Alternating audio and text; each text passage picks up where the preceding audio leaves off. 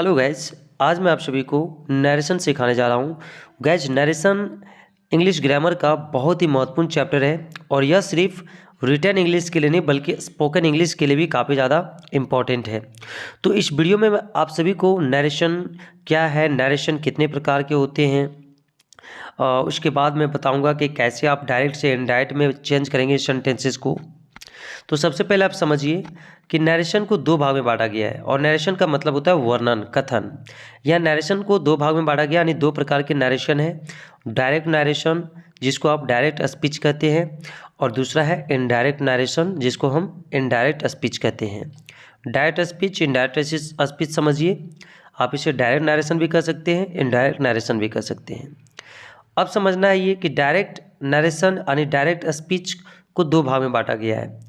Direct speech को दो भाग में बांटा गया है। पहला है reporting verb and reported speech. Reporting verb and reported speech. अब हमें समझना है कि रिपोर्टिंग वर्ब क्या है एंड रिपोर्टेड स्पीच क्या है। I will tell you how to identify reporting verb and reported speech. Guys, reporting verb जो होता है वो इन्वर्टेड कॉमा का बाहर का भाग होता है। आप यहाँ पे स्क्रीन पे देख सकते हैं, जिसको मैं रेड कलर से अंडरलाइन किया हूँ, वो रिपोर्टिंग वर्ब है और इन्वर्टेड कॉमा के अंदर जो पार्ट है वो आपका रिपोर्टेड स्पीच है, जिसको मैंने ब्लू कलर से अंडरलाइन किया हुआ है। आप देख सकते हैं, he says to me I am playing with you, Sita says to Radha you have helped me, Mohan says to me I am a brother. ये गाइस, ये सारे reporting verb and reported speech है। उम्मीद है कि आपको रिपोर्टिंग वर्ब और रिपोर्टेड स्पीच समझ में आ गया होगा कि कैसे आइडेंटिफाई करना है। अब मैं आपको बताऊंगा रूल्स कि कैसे डायरेक्ट स्पीच को आप इनडायरेक्ट स्पीच में बदलेंगे। रूल नंबर 1 है reporting verb is change into. शे रहे तो शे में बदलेंगे, सेज रहे तो सेज में, एंड सेज टू तो टेल्स में, and say to then tell में। एंड सेकंड रूल है कि reporting verb and reported speech को जोड़ने के लिए दैट इज यूज्ड, यानी दैट का प्रयोग किया जाता है असर्टिव सेंटेंस में गाइज। थर्ड रूल है कि pronoun is change according to subject and object of reporting verb. Pronoun आपका बदलेगा गाइज यहाँ पे रिपोर्टिंग वर्ब का सब्जेक्ट और ऑब्जेक्ट के अनुसार से, जिसको आप समझते हैं 1 2 3 SON। अब हम लोग कुछ सेंटेंसेस को देखेंगे बना के कैसे इनडायरेक्ट स्पीच में बदला जाता है डायरेक्ट स्पीच से। गाइज, इस वीडियो में मैं आप लोग को सिखाऊंगा कि सिर्फ असर्टिव सेंटेंस को डायरेक्ट से इनडायरेक्ट में बदलना। चलिए गाइज, तो बनाते हैं डायरेक्ट से indirect. He says to me I am playing with you.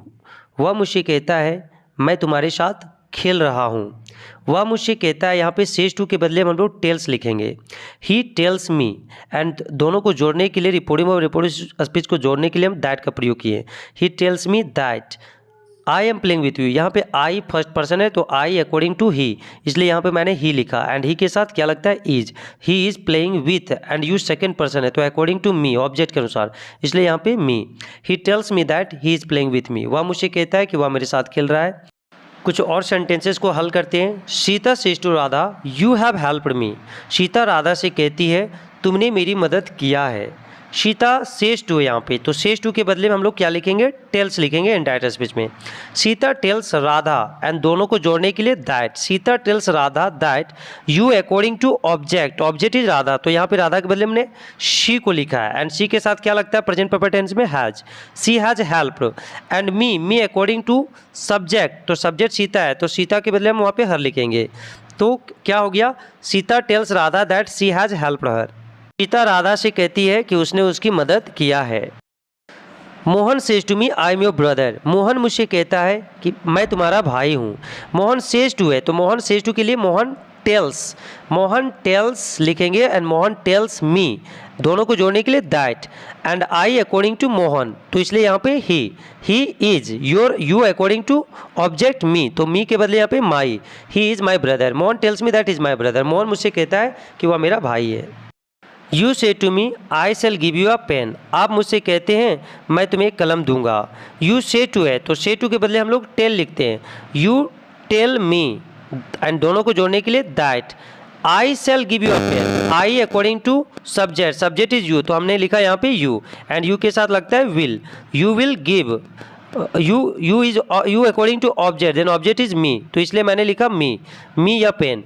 You tell me that you will give me a pen. आप मुझसे कहते हैं कि आप मुझे कलम देंगे। You say to Ram I have solve your problem. आप राम से कहते हैं मैंने आपकी समस्या हल कर दिया है। से टू है तो हम लोग लिखेंगे tell. You tell Ram that I according to subject. Subject is you. That's why here you has been written. And you have solved your according to object Ram, तो राम के लिए his. You tell Ram that you have solve his problem. आप राम से कहते हैं कि आपने उसकी समस्या को हल कर दिया है. He says I am a teacher. वह कहता है मैं एक शिक्षक हूँ. तो सेज के लिए क्या होता है, सेज ही होता है. आप देख सकते हैं कॉर्नर में सेज है तो सेज ही होता है. ही सेज दैट, दोनों को जोड़ने के लिए that. I according to subject, subject is he, तो ही के लिए हमने लिखा he. He says that he is a teacher. वह कहता है कि वह एक शिक्षक है. गाइज नरेशन में थोड़ा क्या प्रैक्टिस की ज़रूरत होती है. आप जितना प्रैक्टिस करेंगे डायरेक्ट से इनडायरेक्ट में बदलने का, जितने आप अपनी नोटबुक में प्रैक्टिस करेंगे उतना ही आप नरेशन पे आपकी कमांड अच्छी बनेगी. विदाउट प्रैक्टिस आप अच्छी कमांड नहीं बना सकते हैं. तो मैं यहाँ पे कुछ होमवर्क देता हूँ, आप इसे घर पे कीजिए. उम्मीद है कि आपको अच्छी तरह से समझ में आ जाएगा.